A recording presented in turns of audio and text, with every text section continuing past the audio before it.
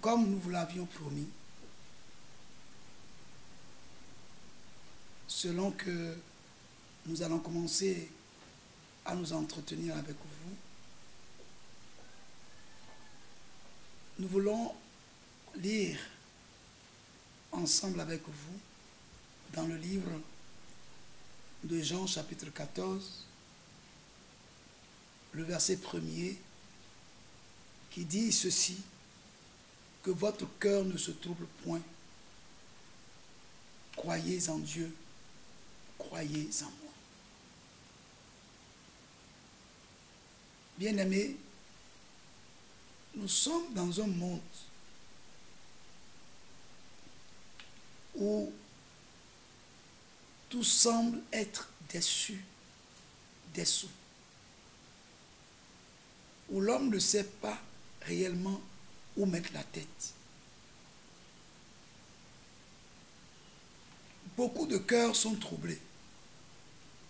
Beaucoup de personnes vivent dans l'incertitude, dans l'inquiétude, dans le désespoir et se posent 1001 questions par rapport à leur vie, par rapport à leur destinée.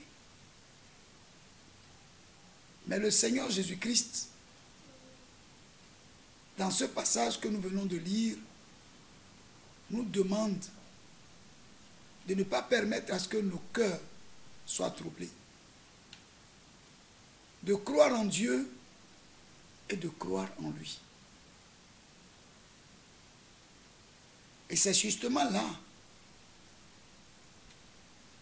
le gros problème auquel chacun de nous nous trouvons confrontés quand il s'agit d'avoir foi au Seigneur par rapport à nos besoins, par rapport à nos difficultés, par rapport à nos troubles.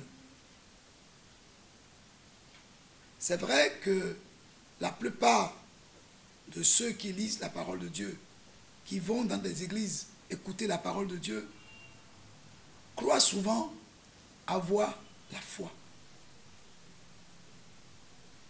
Mais quand on observe bien la marche chrétienne de chacun de nous, on constate en réalité que la foi que nous pensons posséder n'est pas la foi que le Seigneur attend vraiment de nous. Bien-aimés, dans le livre de Matthieu chapitre 11, au verset 28,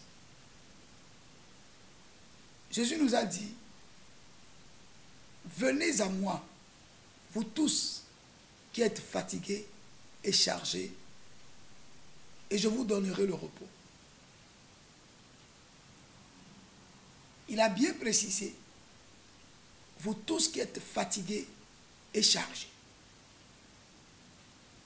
Bien-aimés,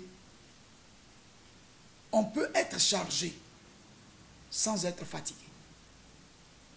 Et celui qui est chargé et qui n'est pas fatigué a encore la force, la capacité de continuer à supporter sa charge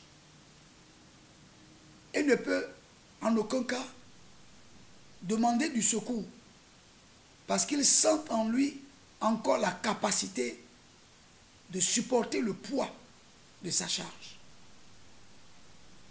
Beaucoup vont à l'église, beaucoup écoutent la parole de Dieu, beaucoup viennent à Dieu s'attendant à recevoir de lui quelque chose. Mais souvent, en matière de foi, ils ne remplissent pas souvent les conditions. Car Jésus ne peut venir au secours que de celui qui n'a plus la capacité, la force de continuer à porter sa charge. Et il n'y a que celui-là qui est fatigué de supporter la charge sous laquelle il se trouve. Seul lui peut demander le secours.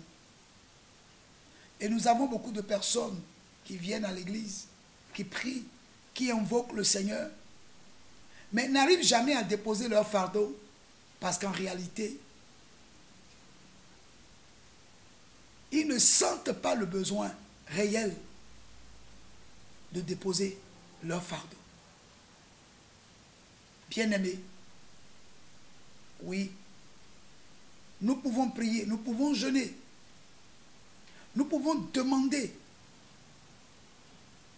Mais quel que soit ce que nous demandons, quel que soit le jeûne et la prière que nous faisons, si la foi véritable n'accompagne pas nos jeûnes, nos prières, Dieu ne saurait répondre favorablement à ce que nous lui demandons. N'oublions pas que la parole de Dieu nous dit dans le livre d'Hébreux, chapitre 12, que Jésus est le consommateur de la foi. Quand il s'approche de nous, ce qu'il recherche, c'est la foi dont il est le consommateur qu'il recherche. Et quand il voit en nous cette foi dont il a besoin, il nous prend ce que nous avons pour lui et il nous accorde ce dont nous avons besoin. Bien-aimés, trop de personnes se plaignent de ce qu'ils prient, mais ils n'ont pas les ossements de leur prière. Beaucoup de personnes se disent, tel pasteur a prié pour moi, tel prophète a prié pour moi, on a même prophétisé sur moi, mais depuis des années, je n'ai pas vu le résultat. Je suis malade et j'ai recherché la guérison partout. Beaucoup d'hommes de Dieu ont prié pour moi. J'ai fait beaucoup de jeûnes, mais je continue de traîner ma maladie. Bien-aimés, la volonté de Dieu n'est pas que nous traînons notre maladie. Car il nous a bien dit, venez à moi, vous tous qui êtes fatigués et chargés, et je vous donnerai le repos. Est-ce que nous sommes arrivés au terme de notre capacité de continuer à supporter notre charge, notre maladie, nos problèmes, nos difficultés? Est-ce qu'en réalité, nous recherchons en toute sincérité le secours de Dieu? Si nous recherchons le secours de Dieu, nous devons venir à lui, mais avec la ferme conviction que nous allons décharger sur lui de tous nos soucis. Car la Bible a été claire en nous disant, déchargez sur lui de tous vos soucis, car lui-même prend soin de vous.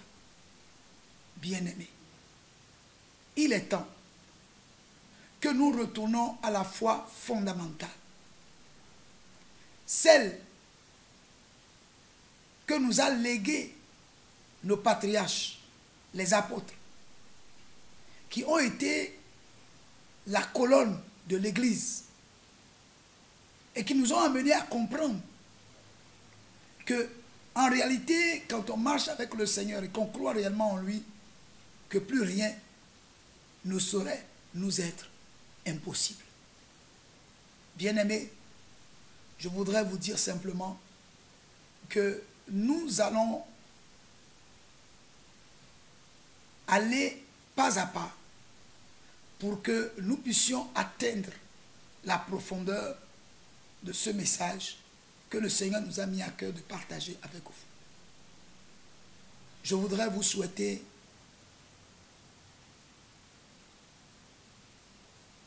une bonne écoute, une bonne compréhension, parce qu'en réalité, la foi vient de ce qu'on entend, sinon de la compréhension de ce qu'on entend de la parole de Dieu.